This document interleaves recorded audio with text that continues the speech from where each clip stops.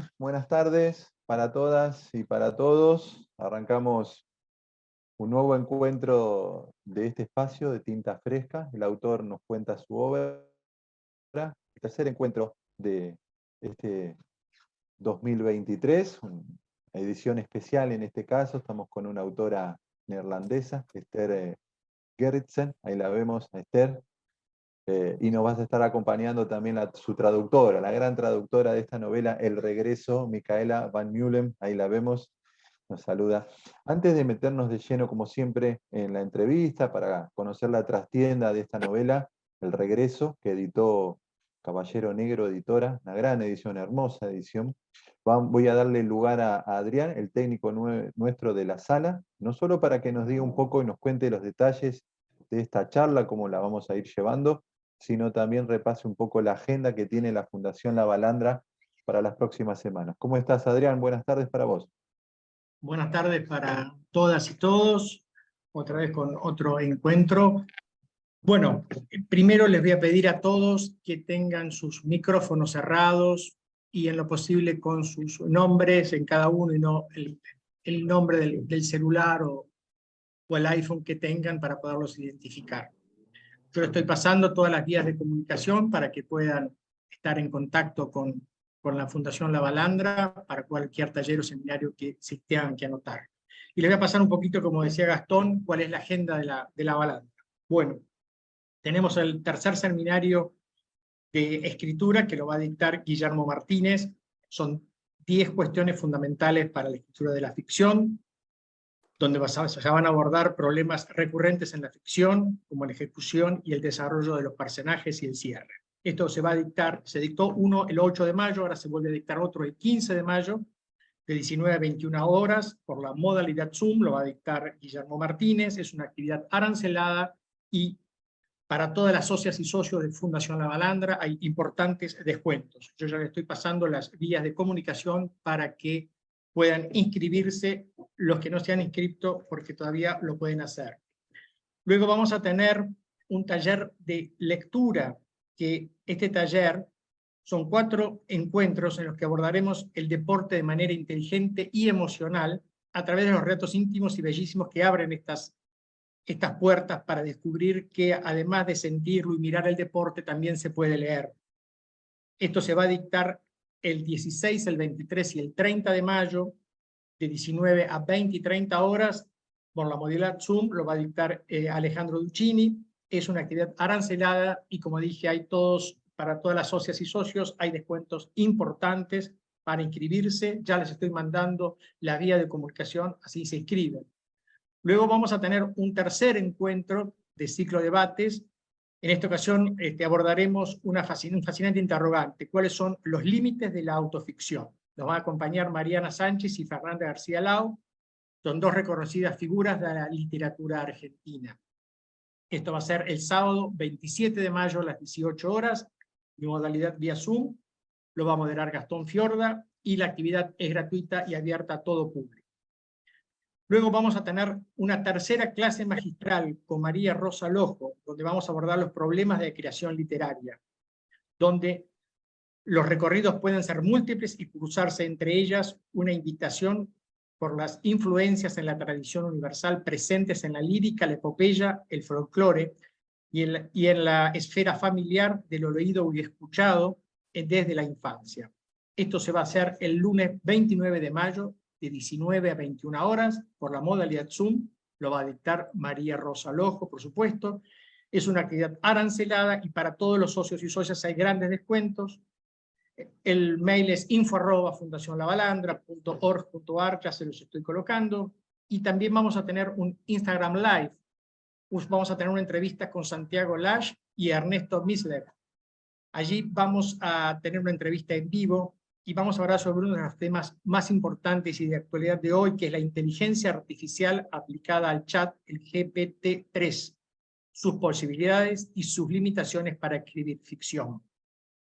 Esto se va a dictar el 30 de mayo a las 17 horas por horario argentino, por la modalidad Zoom, por la modalidad de Instagram Live, y lo va a moderar Lucía Parravicini. Bueno, Gastón, hasta acá estamos, yo ya estoy colocando las vías de comunicación. comunicación, recuerdo por favor no abrir los micrófonos hasta que se empiecen a comenzar a hacer las preguntas y lo va a ir manejando Gastón. Muchas gracias. Gracias, Adrián. También recordatorio, lo importante para renombrarse bien abajo, porque después, como siempre hacemos en estos encuentros de tintas frescas, se va a sortear un ejemplar de la obra, en este caso de El Regreso. Ahí está, ahí lo está mostrando Micaela. Muy bien. Ahí está, se va a sortear esa novela entre los que hoy participen acá de este encuentro. Repaso brevísimo de la biografía, tanto de Esther Gerritsen como de Micaela van Meulen, la traductora. Esther Gerritsen nació en Países Bajos, Nimega, escribió teatro, cuentos y novelas, es considerada una de las autoras más destacadas de los Países Bajos y participa a menudo en festivales y eventos literarios. Varias de sus novelas recibieron premios y distinciones, entre ellas Sed y Roxy. Otros de sus libros son Días Normales, Cardesim y Hermano, esta novela también publicada por Caballo Negro en 2021. Además participa en varios proyectos de cine y televisión, entre ellos el guión de Instinct en 2019. Sobre Micaela van Müller, es nuestra, es cordobesa, aquí nacida en nuestras pampas, no en nuestras tierras serranas vendría de ser, doctora en letras en la Universidad Nacional de Córdoba y perito en Bellas Artes en la Escuela Figueroa Alcorta, profesora de literatura y traducción literaria y de los cursos de neerlandés en la Universidad Nacional de Córdoba. Se ha especializado en traducción literaria en Alemania, Bélgica y los Países Bajos. Traduce poesía, teatro, narrativa, literatura infantil y literatura juvenil del alemán y del neerlandés. Ha traducido más de una veintena de libros para editoriales argentinas y extranjeras. De Esther Gerritsen ha traducido 3 novelas ya: Sed, Hermano y El Regreso, la novela hoy que estamos, de la que vamos a estar hablando. Ahí está, muestra todo su material de trabajo. Muy bien, Micaela.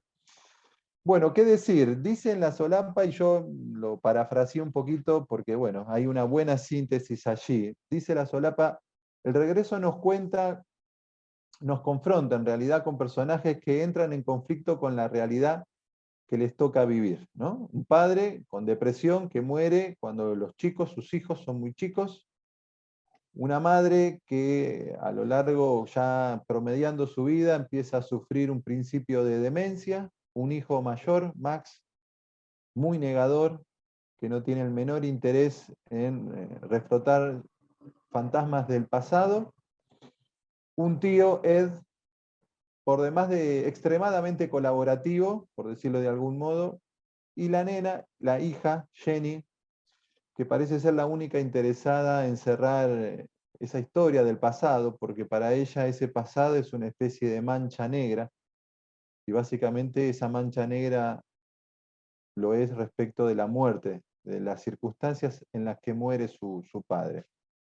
Esta es una síntesis muy mezquina, por supuesto, del libro, muy breve. El libro, la trama en realidad pareciera de una novela de misterio que se resuelve casi al cierre del libro, y que los personajes tienen una densidad que por supuesto no está o no aparece en esta primera capa de lectura, como solemos decirle. Voy primero, antes que nada, a la estructura de la novela. Me pareció una novela, además, como ejercicio de lectura, muy dinámica, muy ágil, con capítulos breves, con frases, oraciones muy cortas, con poca adjetivación, una narración directa. Y le pregunto y le doy formalmente la bienvenida tanto a Micaela como a Esther. ¿Por qué se estructuró así? ¿Por qué tiene esta estructura la novela? Hola, bueno, buenas tardes. Primero, muchas gracias. Saludo de paso. Y ahí le paso la pregunta a Esther. Esther, muchas gracias por estar acá. Bienvenida. Bedankt dat je hier bent, Esther. Bedankt voor je tijd. We weten dat het heel laat is voor jou ook. Sabemos que es muy tarde para Esther. Son las 11 de la noche allá. Así que le estaba diciendo que gracias por estar. De eerste vraag is, na de korte samenvatting en uitleg, korte zinnen, niet veel woorden. wil Gaston jou vragen waarom deze structuur van het boek? Wil je iets erover vertellen?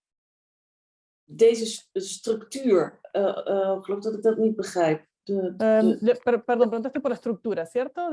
Exactamente, sí, sí.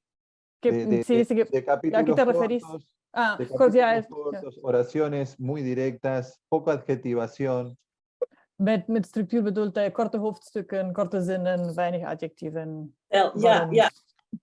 Stel. Het is eigenlijk zoals ik altijd schrijf. En ik neem me heel vaak voor om het dus met heel veel... ik ga nu lange zinnen gebruiken, veel bijvoeglijke naamwoorden. En dan uiteindelijk interesseert het me eigenlijk alleen maar om complexe dingen zo eenvoudig mogelijk te maken. Ik denk, hoe schrijf ik het zo simpel mogelijk op? Omdat ik altijd bezig ben met iets te begrijpen. Dus eigenlijk om het zo simpel mogelijk te maken, voor zover dat kan. Niks dat is.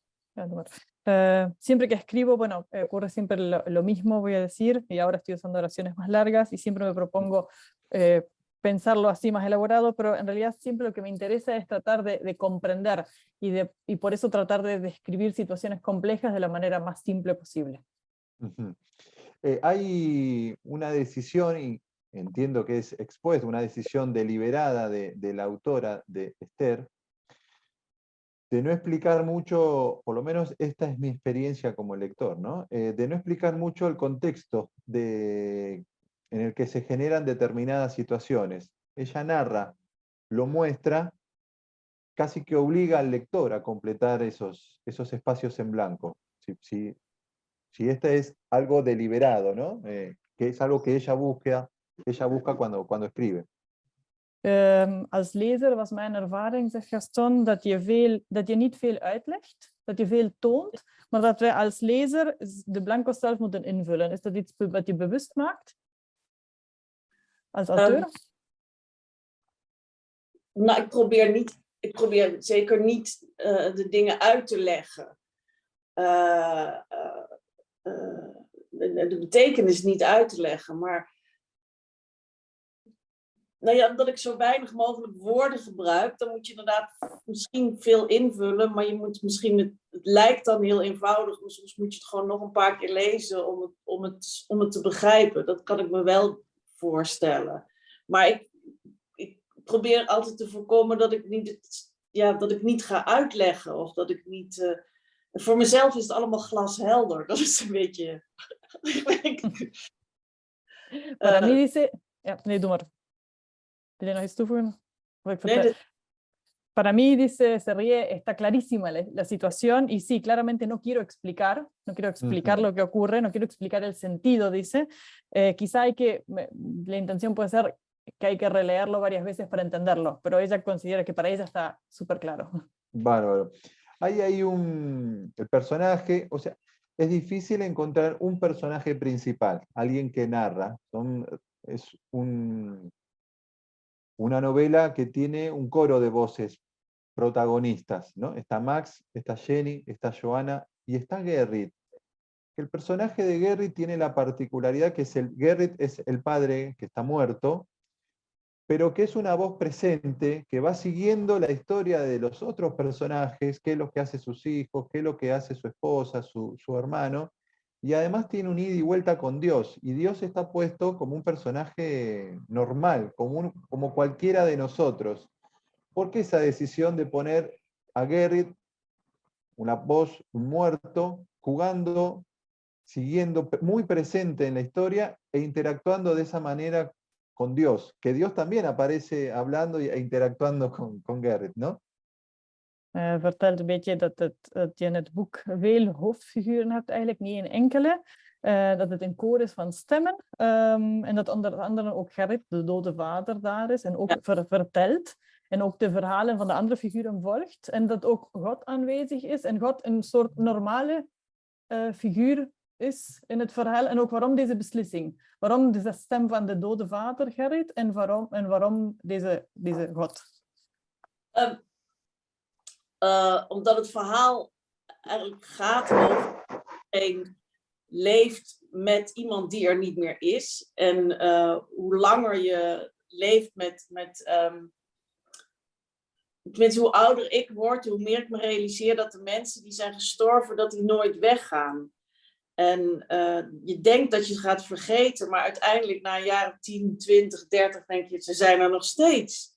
En toen dacht ik, als een overleden iemand zo'n grote rol speelt in het boek, dan wil je gewoon weten wat hij ervan vindt. En ik dacht, eigenlijk vond ik het een heel logisch idee. Weet je denkt altijd, wat zou mijn broer hebben gevonden? Wat zou mijn vader hebben gezegd?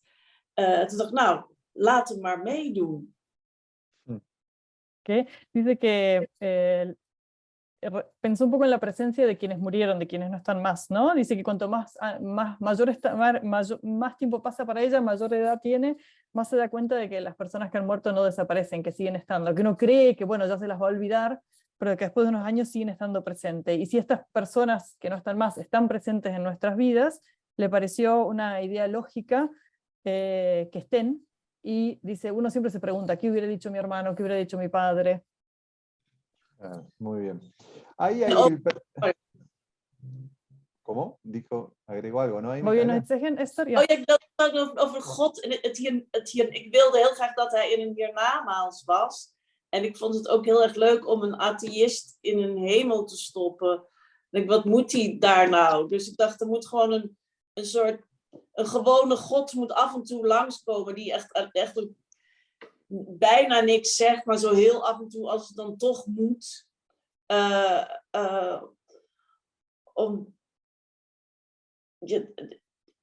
Dat past een beetje bij mijn wereldbeeld. Dat de mensheid eigenlijk alles, ja, een soort minieme ingreep van God. Een minieme aanwezigheid. Maar wel een aanwezigheid. Quería agregar acerca de la presencia de Dios, ella quería que estuviera presente, le pareció interesante, gracioso que poner un ateo en el más allá, en el cielo, y que por eso estaba bueno que haya un Dios que cada tanto se dé una vuelta, que diga poco, que participe poco, y dice que esto encaja un poco en su imagen del mundo, de este Dios con una presencia mínima, pero que está. Muy interesante. Ahí hay un juego con el apellido de ella, Gerritsen, y el nombre del protagonista o uno de los protagonistas, ¿cómo si se dio casualmente o hay ahí una intencionalidad en el Gerrit y ella apellido Gerritsen? Is het bewust dat Gerrit een beetje zoals je achternaam klinkt, Gerritsen? Ja. Sí. Ja, mijn identificatie, ja. Gerritsen betekent eigenlijk ook Gerrit, een zoon van Gerrit. Gerritsen significa hijo de Gerrit. También. Así que sí, que hay una identificación. Hay una identificación. Entre los agradecimientos que están y surgen al final de la novela, es muy interesante ese especie de glosario de nombres, y básicamente lo que me llamó más la atención a lo que se dedica muchos de ellos, ¿no? Vi que hay un antropólogo forense, hay alguien de la policía de Ámsterdam, alguien que se dedica a la investigación. Y por supuesto, la novela es una novela de misterio, hay todo eso en la novela, ¿no? Hay un equipo forense, hay alguien que investiga, hay también participación de la policía. Digo, esa gente que colaboró brindando la información, haciendo una lectura de la novela, o porque la historia que ella cuenta en el regreso es un hecho real o está basada en un hecho real.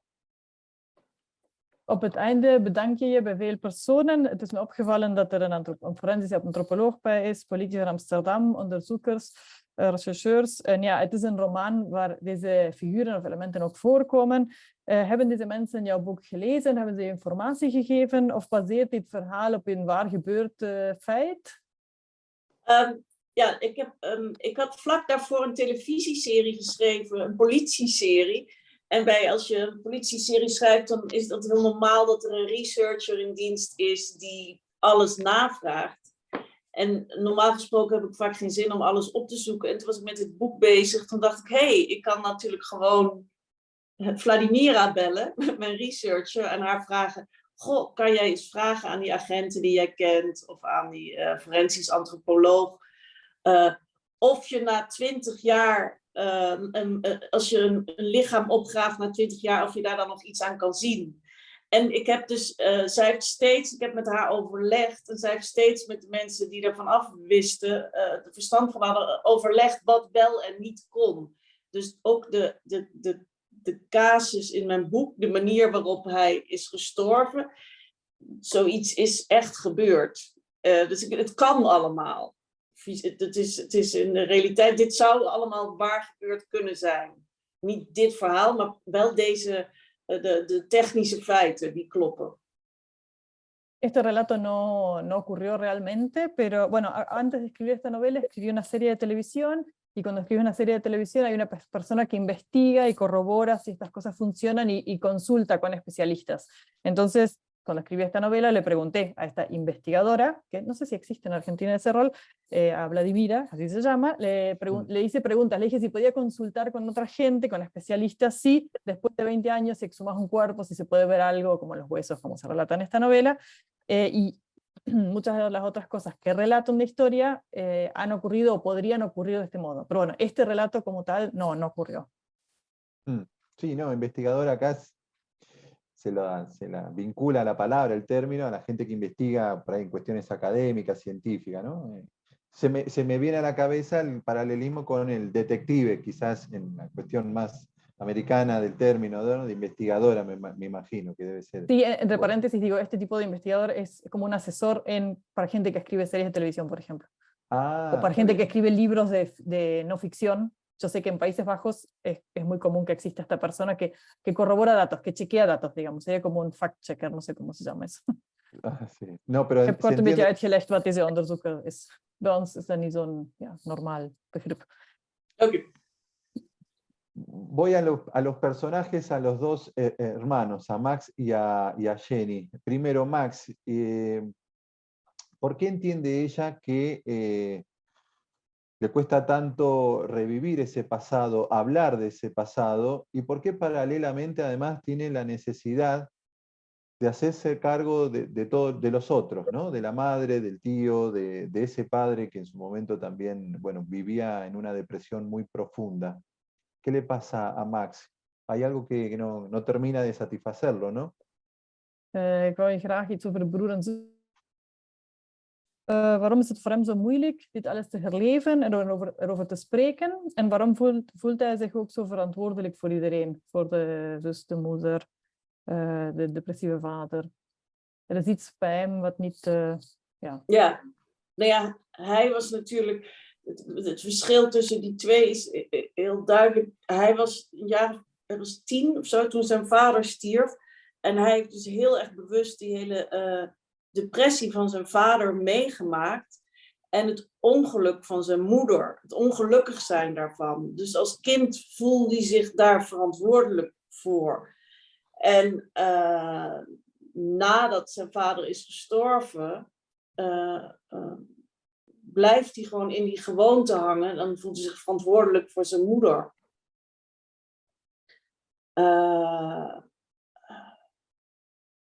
En dat komt ook door, ik weet niet, dat werd natuurlijk door omdat hij zich met zijn moeder identificeert.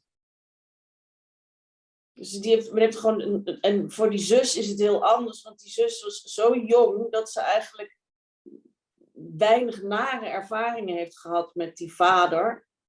Dus die kan veel gemakkelijker terugdenken en gaan graven en gaan fantaseren. Want die komt niet op vervelende herinneringen uit. En voor hem is alles onder zijn 10e zeker gewoon, daar is niks leuks aan om dat te vinden. Dus hij wil daar eigenlijk vandaan blijven. La gran diferencia entre los dos, dice, es que, bueno, él cuando el padre de Max muere, él tiene 10 años y es muy consciente, vivió muy conscientemente la depresión del padre, la infelicidad de la madre, se sintió muy responsable por la madre, y después de la muerte del padre continuó este hábito, esta costumbre de ser responsable por la madre. Se identifica con la madre también, Max dice, y a diferencia de él, la hermana, que es mucho más chica, creo que tiene 5 cuando muere el padre o menos, tiene pocos recuerdos y los recuerdos que para ella dice Esther, para la hermana es mucho más fácil recuperar y volver a pensar y tener esta fantasía, repensar el pasado, porque no vuelve, no regresa a estos recuerdos desagradables a los que siempre regresa Max. Pero ¿por qué está tan presente en Jenny esta necesidad de echar luz sobre ese pasado? Pues ella lo ha idealizado al padre, claramente, pero también tienen la necesidad de esclarecer esa muerte, que para ella, por supuesto, no condice con lo que le han contado o con la investigación inicial que hizo la policía, que también, bueno, fue un proceso defectuoso el que hizo la policía, que termina ella dándole indicios y motivos para investigar el verdadero motivo de la muerte del padre. En waarom is het voor Jenny zo belangrijk? Zij idealiseert haar vader natuurlijk, zegt hij. Maar voor haar is het heel belangrijk dit te herzien, dit slechte werk dat de politie heeft gemaakt. Het is, waarom is het voor de zus zo belangrijk dat weer te herzien? Zij heeft herinneringen aan haar vader die niet kloppen bij het verhaal van de zelfmoord. En zij wil, en niemand neemt haar herinneringen, want die zijn natuurlijk ook minder, neemt haar verhaal en haar herinneringen serieus. Dus haar broer wil niet praten, haar moeder is aan het verdwijnen. En zij wil, en dit is de enige manier voor haar om haar eigen verhaal nog te maken. En zeker als het komt dat het verhaal niet klopt. Ella dice que la hermana tiene recuerdos del padre que no se condicen con el relato oficial del suicidio del padre, y además llega un punto que el hermano que no quiere hablar del tema, no es fuente de información, la madre que está desapareciendo, dice por la demencia, entonces dice que ese es el único modo de recuperar el relato del padre, es solicitar esta revisión de la investigación policial. Sí, hay ahí una sensación de Jenny de no dejar ir, ¿no? Se niega a dejar ir al padre, de hecho, casi que literalmente lo regresa, ¿no? Porque hay una exhumación. ¿Cómo se puede explicar este sentimiento que tiene Jenny de negarse a dejar ir al padre, de algún modo? Dus we kunnen zeggen dat Jenny de vader niet wil loslaten en hem eigenlijk ook laat terugkomen.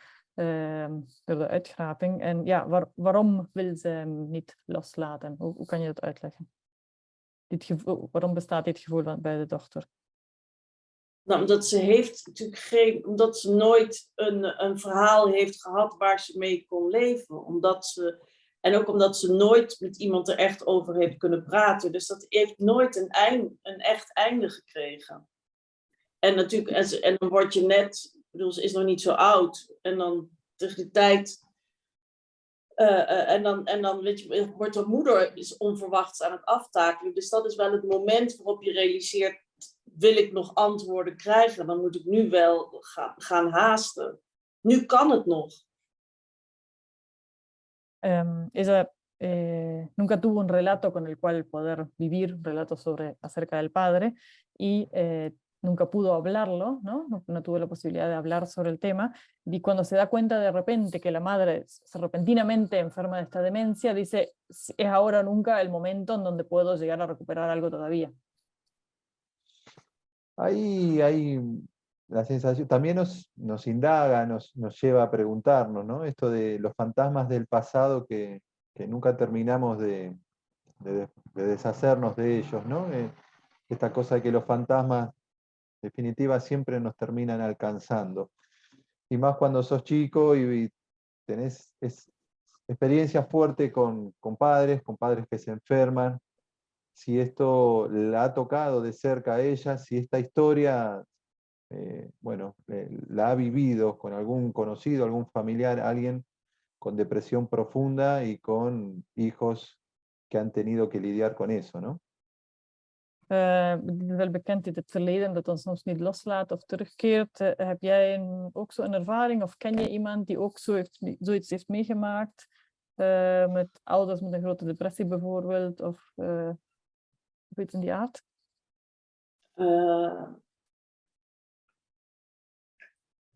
God, ik heb vooral ik heb wel familieleden gehad die bijvoorbeeld Alzheimer hadden. Dus ik heb wel veel meegemaakt, mensen die zo langzaam verdwijnen. Dat interesseert me altijd wel. Dus hoe iemands geheugen verdwijnt. Ja, en het interesseert me ook van de drang van mensen om alles te willen weten en te willen snappen. En hoe weinig mensen, in ieder geval van mijn generatie, kunnen zeggen van het is goed zo, ik hoef niet alles te snappen. Ik kan het ook zo laten. Wij zijn een beetje zo opgevoed met het idee dat als bijvoorbeeld iemand heel ziek is en gaat sterven, dat je dan ineens met hem moet gaan praten, want nu kan het nog. Terwijl ik zelf eigenlijk in mijn leven heb moeten leren dat het gaat om elkaar meemaken en niet om elkaar uithoren en dingen te weten te komen. Al dat praten en dat rationele, wat Jenny heel erg heeft. Ik zit zo tussen Max en Jenny in. Dice Esther que ella está un poquito entre Max y Jenny. Se halla ahí, dice que ella ha tenido parientes que han tenido, ha tenido en la familia gente que tuvo Alzheimer, que tuvo demencia y que ha ido desapareciendo de a poco, me gusta cómo lo dice, y que siempre le interesó mucho esto de cómo va desapareciendo la memoria. Y también le interesa este impulso de la gente por querer saber y entender todo, ¿no?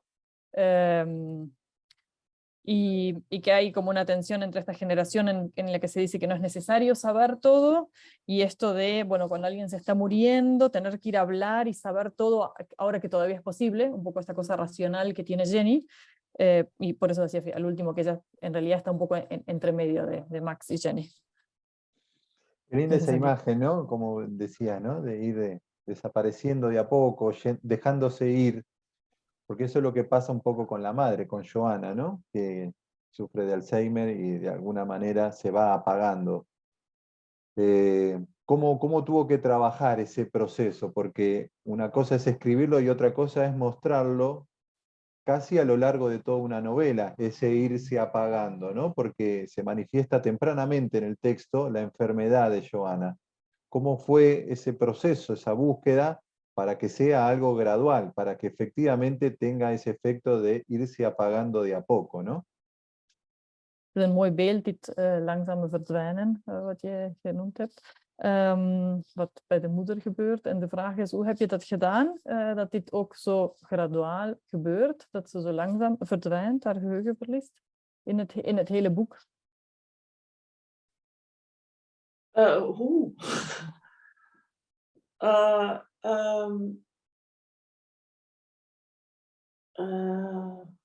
Ja.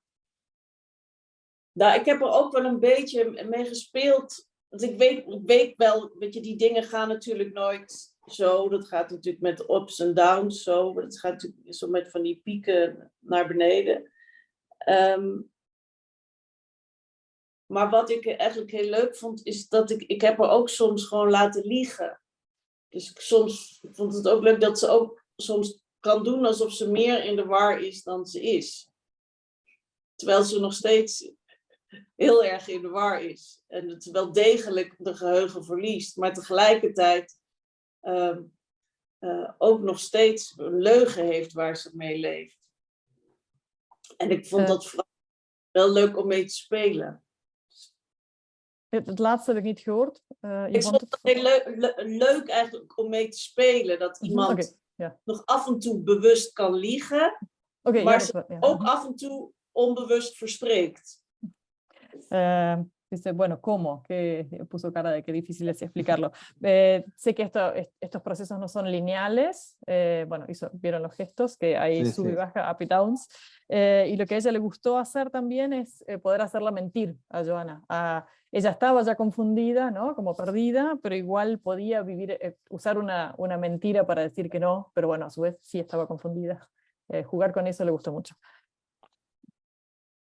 Esto ya es una pregunta para las dos, ¿no? Porque en este proceso de traducción hay un ida y vuelta entre ustedes dos.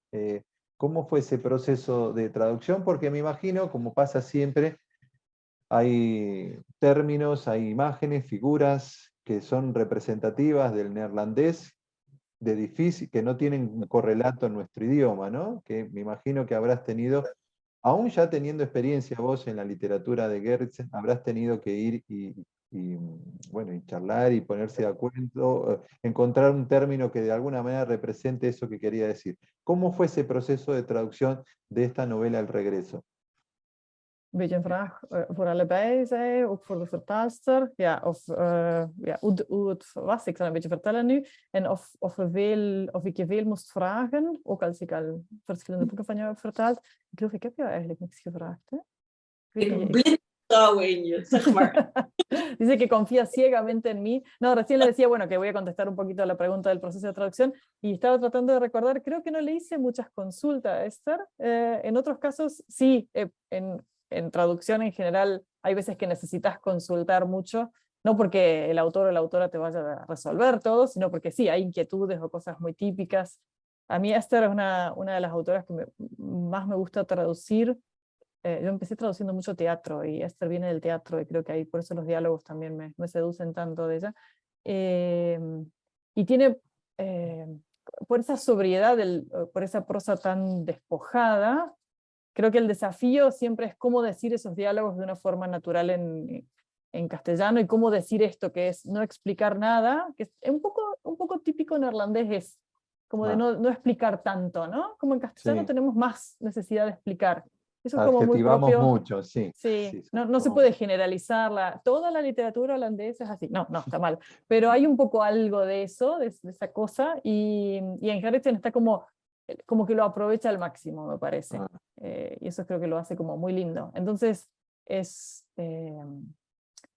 muy apasionante, es difícil, pero no hay tanta cosa como no clara. Me parece que así como lo lees en castellano, en neerlandés también es muy clara, aunque te deje muchos signos de interrogación, ¿no? Cuando lo lees. Sí, claro. Como si, ¿y acá qué habrá pasado? En su escritura es muy clara y muy precisa. Es muy aguda. Eso creo que es lo que me gusta mucho de ella. No, y te decía hoy, antes de arrancar, la traducción es excelente, a mí me encantó la traducción. Bueno, por eso gracias. te preguntaba, porque parece ser una autora nuestra, Esther, o Esther, yo le digo Esther, pero te escucho a vos decir Esther. Realmente, ¿no? Parece que fuera un texto muy, muy nuestro, muy español, muy argentino. No se nota ahí, en algunas traducciones uno nota la frontera a veces del idioma, que me imagino que debe lidiar con determinadas circunstancias que, bueno, hay cosas que no termina de ajustarse al texto original y que uno ahí nota esos huecos. En este caso no. También me imagino que debe ser por tu experiencia en la obra de ella, ¿no? Vos cómo sin caer en los lugares comunes, ¿no? Pero ¿qué pensás de la literatura de Gerritsen? De Gerritsen, para que le cuente un poquito lo que estuvimos diciendo, que ahora está un poquito Sí, perdida. sí. Ik heb kort verteld dat ik jou heel graag vertaal. Meer vertel ik je straks. Maar een compliment voor jou misschien ook. Dat het klinkt zo alsof je een auteur van bij ons bent. Van hier. Dat je hoort niet dat het zo kraakt of zo in de vertaling. Dat je echt goed kan lezen. En hij vraagt nu of ik een beetje iets over jouw literatuur kan zeggen. Yo creo que una de las cosas que me gusta mucho de ella es esto de esta precisión. Y me gusta porque como en dos frases, lo cual también es difícil de traducir, o en una palabra te dice algo, ¿no? Es como que, cuando ella al principio dijo esto de que quizá hay que leerlo de nuevo, a mí me pasaba que lo lees la primera vez, es súper, me gusta mucho leerlo, y después cuando lo traducís decís, ay, pero qué lindo esto que parece tan simple, pero ¿cómo digo?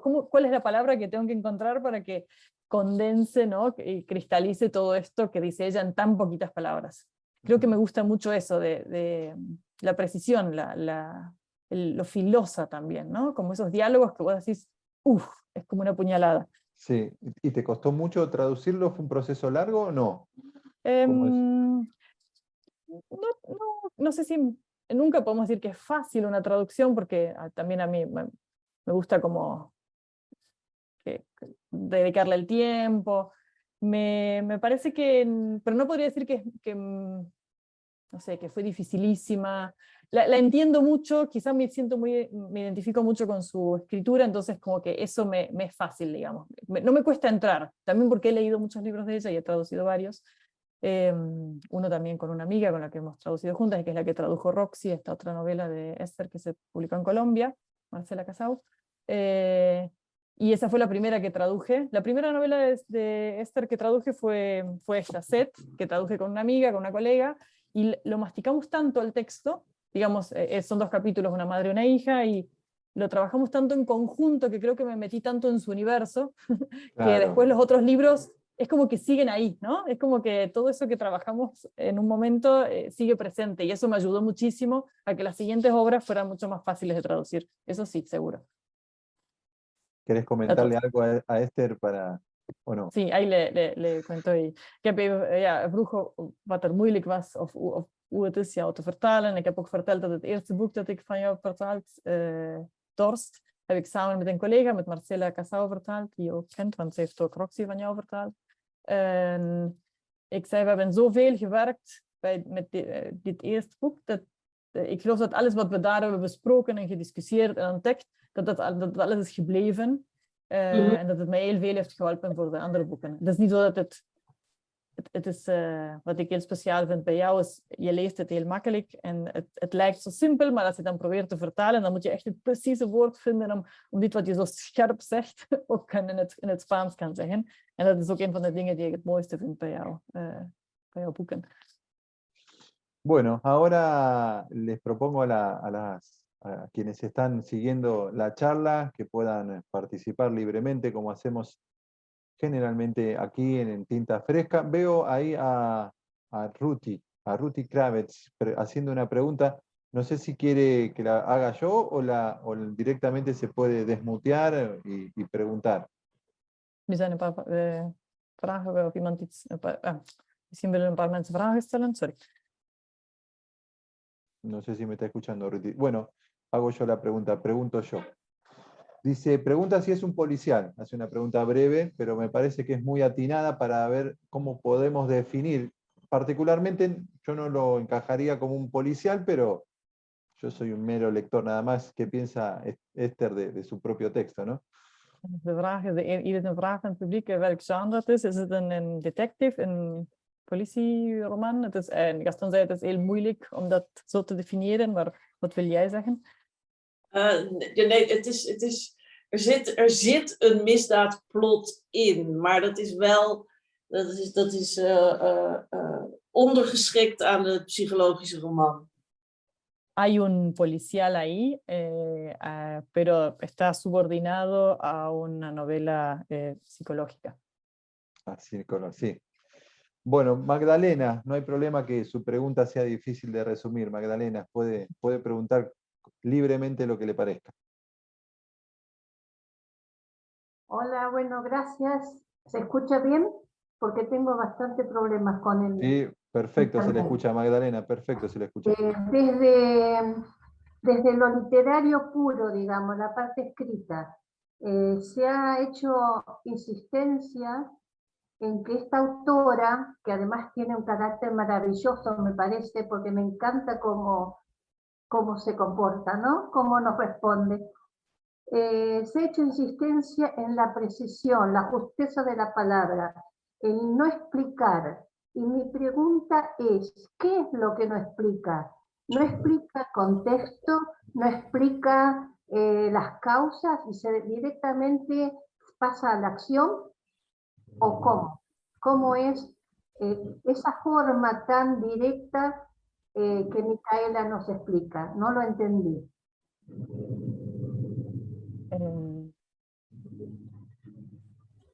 Como le digo a Esther, le pregunto. Sí, directamente traducirle la pregunta de Magdalena.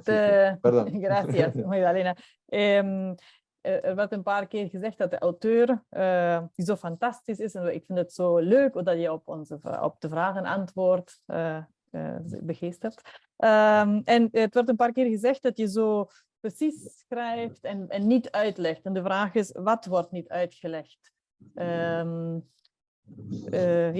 Wat wordt niet verteld? Daarom was ik niet zeker of jij erop moest antwoorden. Begint direct de plot of ja, dat vond zij niet duidelijk. Wat je niet uitlegt. Er wordt niet uitgeweid, want alles wordt wel gewoon verteld, maar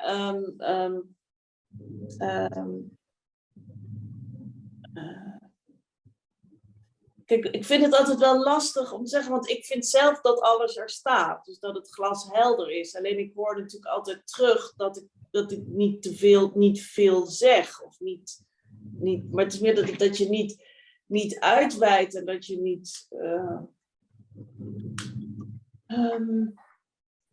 Soms heb ik alsof ik een soort het skelet van een roman schrijf. Dat alsof wij zelf nog het vlees erbij moeten denken. Bueno, para responder la pregunta, para mí dice de nuevo. Ja, nee, zeg maar, ja. Nou ja, wat ik helemaal niet doe, dus er zitten geen zintuigelijke ervaringen in. Ik schrijf niet hoe de kamer eruit ziet. Eigenlijk alleen de details die ertoe doen. En alles eromheen laat ik weg. Dus weet je, of iemand lang haar of kort haar heeft, of die dik of dun is, ik zou het zelf niet eens weten. En ik schrijf het ook niet op, omdat het voor het verhaal er niet toe doet voor mij. Ella dice que, bueno, por un lado, empezó diciendo que para ella es un poco difícil de responder porque para ella está toda la información, todo lo que ella dice está, pero sí no amplía, no se va por las ramas. Dice, un momento así que lo que ella está haciendo es quizá un esqueleto de una novela, es lo que cuenta, ¿no? No está toda la carne, pero sí todos los huesos.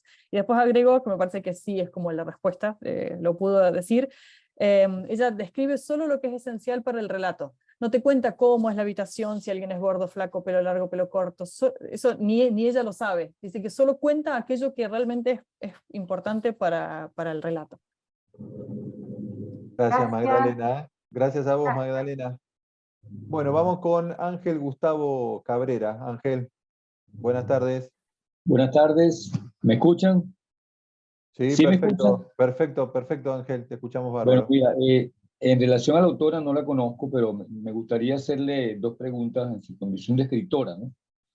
La primera es que si ella, en qué ubica su novela en una dimensión, ya creo que está fuera de una dimensión clásica, la veo más dentro de un ámbito más postmoderno. Y la segunda pregunta es si dentro de su universo de experiencia literaria se ha paseado por la literatura latinoamericana y si conoce algunos autores que le hayan parecido impactantes para su propia novela o para su propia literatura. Pues. Er zijn twee vragen. De eerste is hoe je jouw literatuur zou omschrijven. Hij kent jouw werk niet, maar hij denkt je bent eerder niet klassiek, eerder postmodern. Hoe je zou kunnen definiëren. En de tweede vraag is of je ervaring hebt met Latijns-Amerikaanse literatuur of auteurs en of er iets ervan voor jouw literatuur belangrijk is.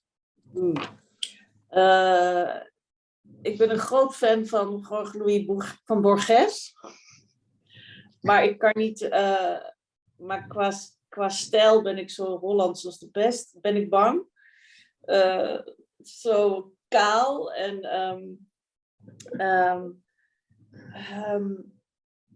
maar... oh ja, hoe moet ik mijn literatuur beschrijven?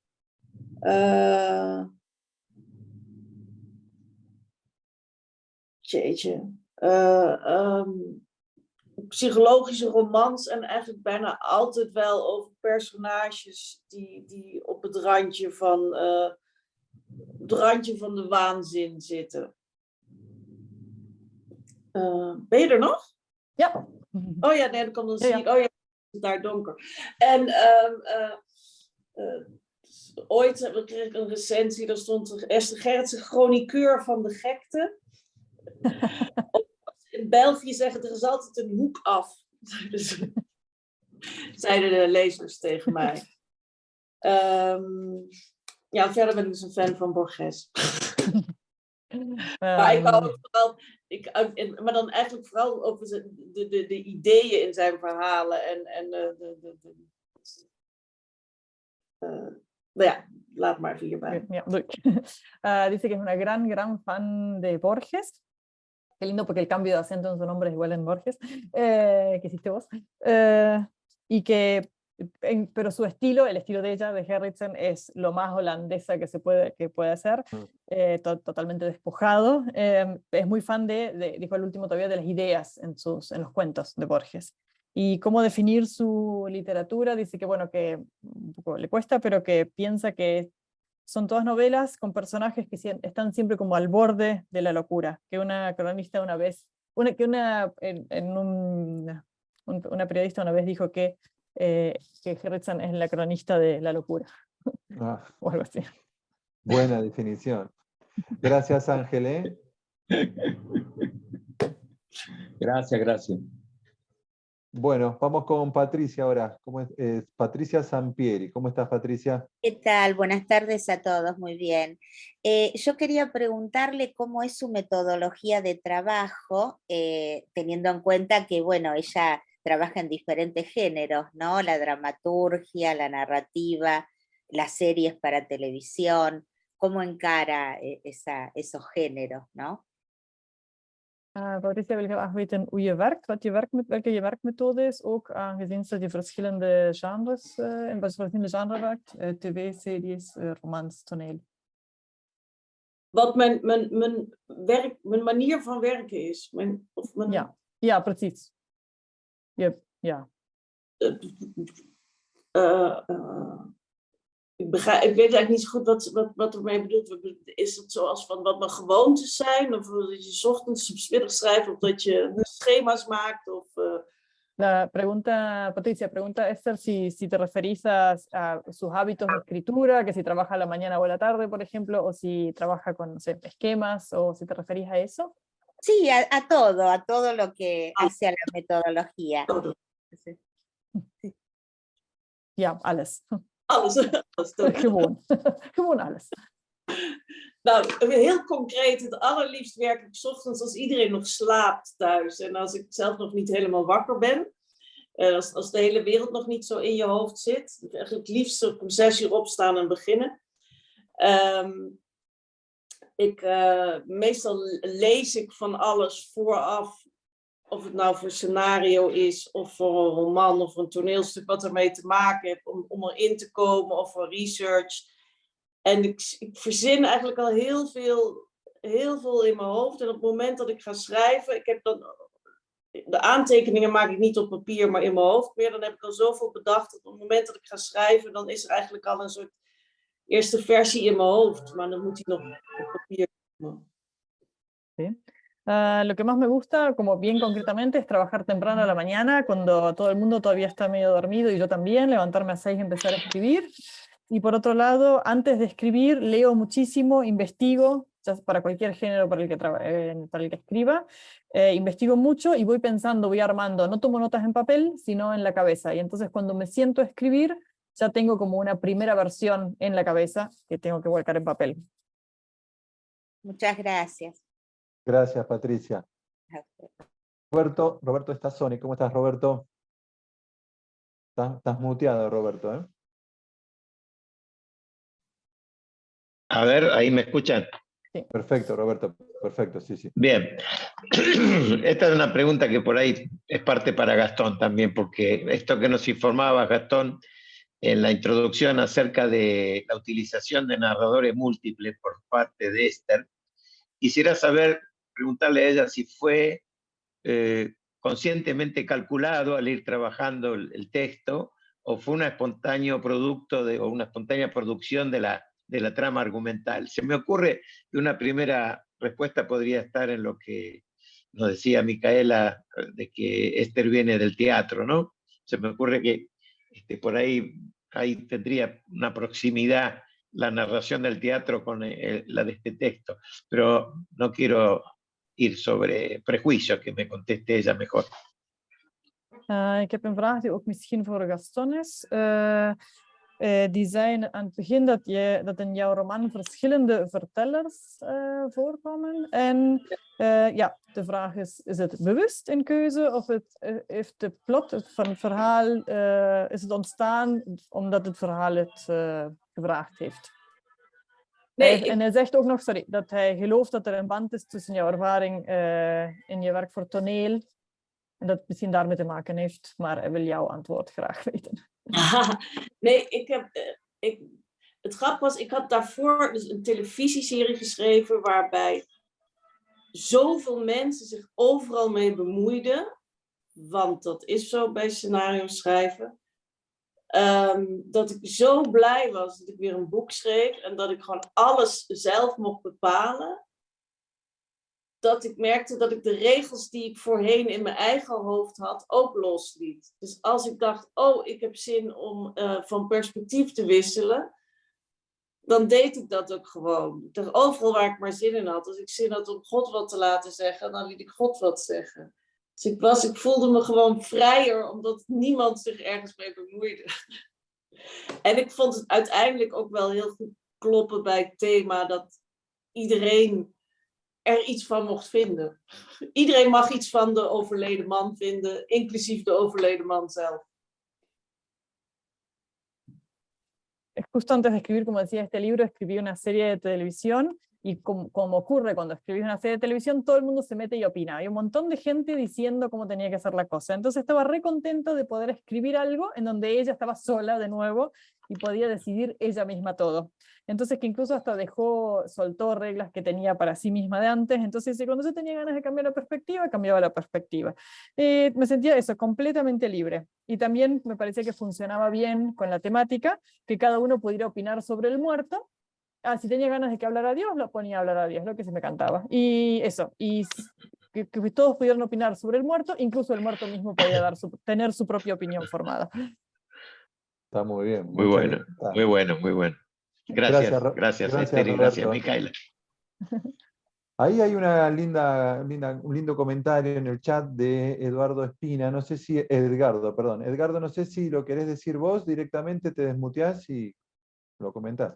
Hola, ¿se escucha bien? Sí, Edgardo, ¿qué tal? Buenas tardes, Edgardo. Bueno, buenas tardes, muchas gracias, felicitaciones. Y la pregunta, y que también me interesa la opinión de Micaela misma y por supuesto de la autora, es todo lo que hemos visto, hemos tenido en la familia o en amigos, pacientes o familiares con demencia o con algún tipo de demencia, vemos como que eso va en todo un proceso, como bien lo dijo la autora, no lineal, y entonces, ¿cuánto de esa mentira y de ese juego con la mentira es una mentira como para poder captar o ver a ese personaje o a la misma familia? Porque es como se va degradando la familia, llamarle el Alzheimer o demás, ¿no? Como va cambiando, degradando no necesariamente, pero como va cambiando todo. Bueno, a todos los que nos gusta escribir, uno a veces dice, para cuando tenés un tema, ¿cómo es esa cocina del autor de ese tema? Entonces mi pregunta puntual es sobre eso.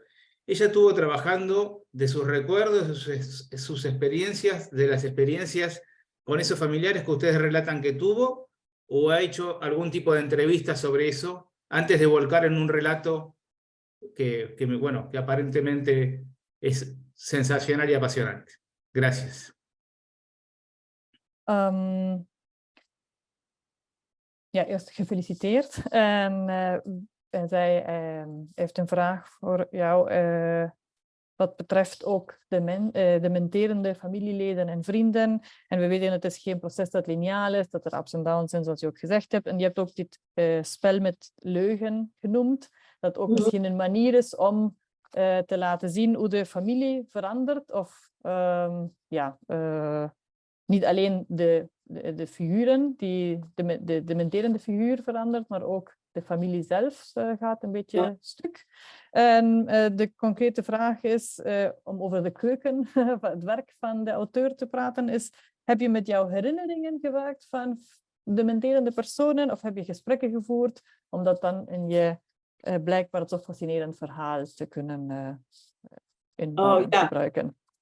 Nee, ik ken, nou ja, mijn schoonmoeder, ik heb het hele proces meegemaakt toen zij aan Alzheimer stierf. En dat duurt zo lang. Dus dat weet ik nog heel goed.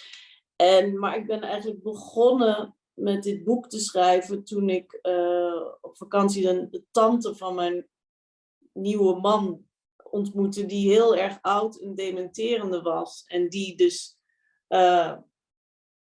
gewoon op een gegeven moment vroeg van, waar is mijn man? En toen zei iemand, ja, maar die leeft niet meer. En die was al 40 jaar geleden gestorven. En dat zei ze, maar was ik op de begrafenis? Nou ja, zo'n soort gesprek.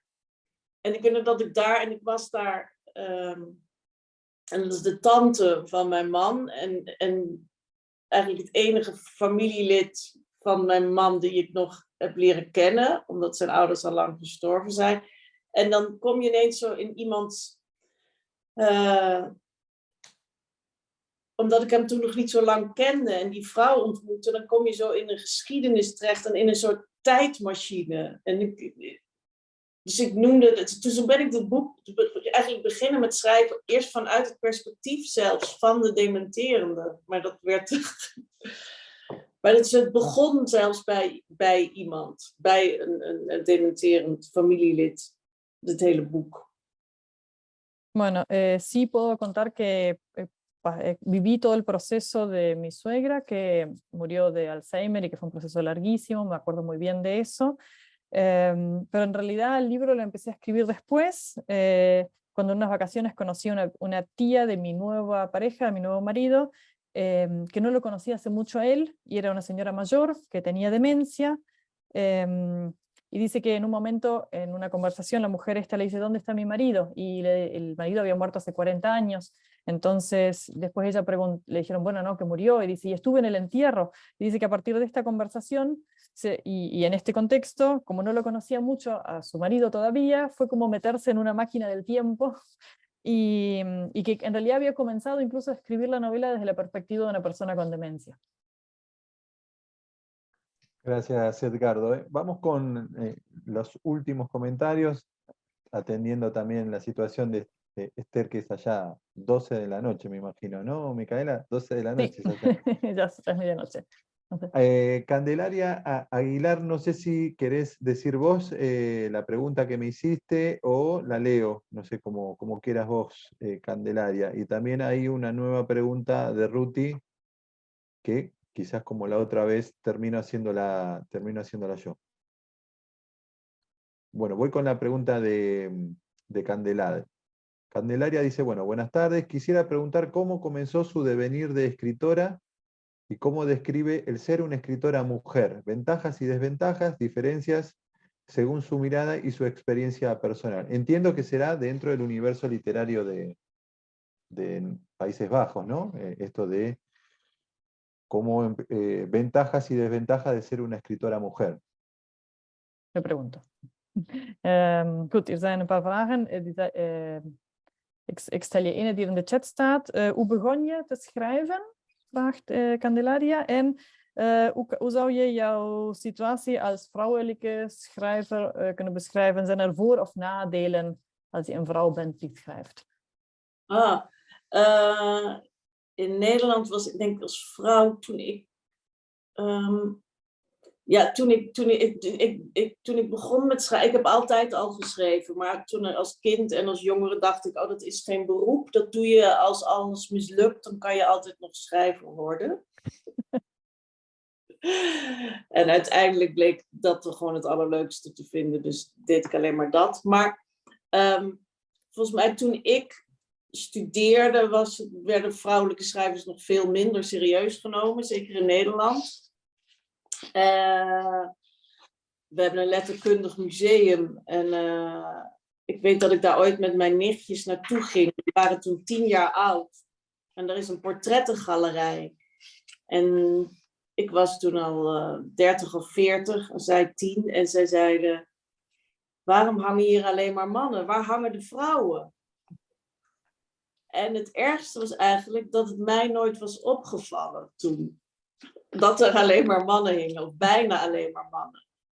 Maar dat dus de generatie na mij dat meteen zag. Dus dat is heel snel heel erg veranderd. Dus, maar ja, 20 jaar geleden werd ik nog wel eens besproken met dit zijn de nieuwe vrouwelijke schrijfsters. Er werden nu 5 vrouwen vergeleken in de krant of zo. Dat zullen ze nu niet meer doen, maar dat is nu heel rap aan het veranderen. Bueno, yo siempre escribí desde siempre, de niña y de joven, pero pensaba en esa época que, bueno, que eso no es una profesión, eso lo haces, si todo va mal, te puedes dedicar a la escritura todavía, y al final se dio cuenta que es lo que más le gustaba y se terminó dedicando solo a eso. Que cuando estudió, dice que las mujeres todavía en los Países Bajos, dijo varias veces que habla del contexto de los Países Bajos, no se las tomaba tan en serio como ahora. Y contó una anécdota que fue con sus sobrinas al Museo de las Letras. Sus sobrinas tenían unos 10 años y ella tenía 30, 40 ya, y que había una galería con retratos y que había todos hombres y que las chicas le dijeron, bueno, ¿y dónde están las mujeres? ¿Por qué hay tanto hombre acá? Y lo peor, dice, no es eso, sino que a mí no me había llamado la atención. Pero bueno, que por suerte eso cambió mucho, la generación después de ella, dice, lo vio enseguida, y eso cambió, y que, bueno, cuando ella fue más joven, todavía hubo una nota en el diario que decía las 5 mujeres escritoras, como destacando la cuestión de mujer. Eso hoy en día no se haría más, creo. Bien, vamos con la última pregunta, que es de Ruti, que viene por partes, fragmentada. Dice, al comienzo, así como allá es Esther, acá es Esther, quizá existieron también algunas barreras al traducir. ¿Las hubo? Esto es un poco también una pregunta para vos, Micaela. Y termina, dice, y a Esther preguntarle si cree que su novela atiende cuestiones no propias de un pueblo o país. Y no me imagino que debe ser algo más general, universal, ¿no? Esto debe estar preguntando. Ruud stelt 2 vragen. De ene is, want Gaston zei aan het begin dat hij altijd Esther zegt. Klinkt, en wij zeggen altijd Esther in het Nederlands. Ja, de naam klinkt anders in de verschillende talen. Of er zoals Esther en Esther bestaan ook andere moeilijkheden waren bij de vertaling. Ik antwoord hier even op. Maar ik stel ondertussen een andere vraag die voor jou is. Denk je dat de onderwerpen in jouw roman of romans van een bepaalde cultuur zijn of universeler misschien? Of zo? Of specifiek van in... Ja, ik kan me niet, misschien dat de stijl Nederlands is, ik kan me niet voorstellen dat het heel erg aan de cultuur verbonden is. Dan kan je dat zelf natuurlijk moeilijk overzien, maar het lijkt mij dat de thema's universeel zijn.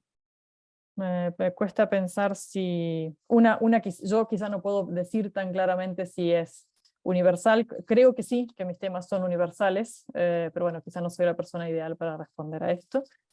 Y acerca de problemas de traducción, bueno, siempre es difícil traducir y siempre hay como desafíos diferentes.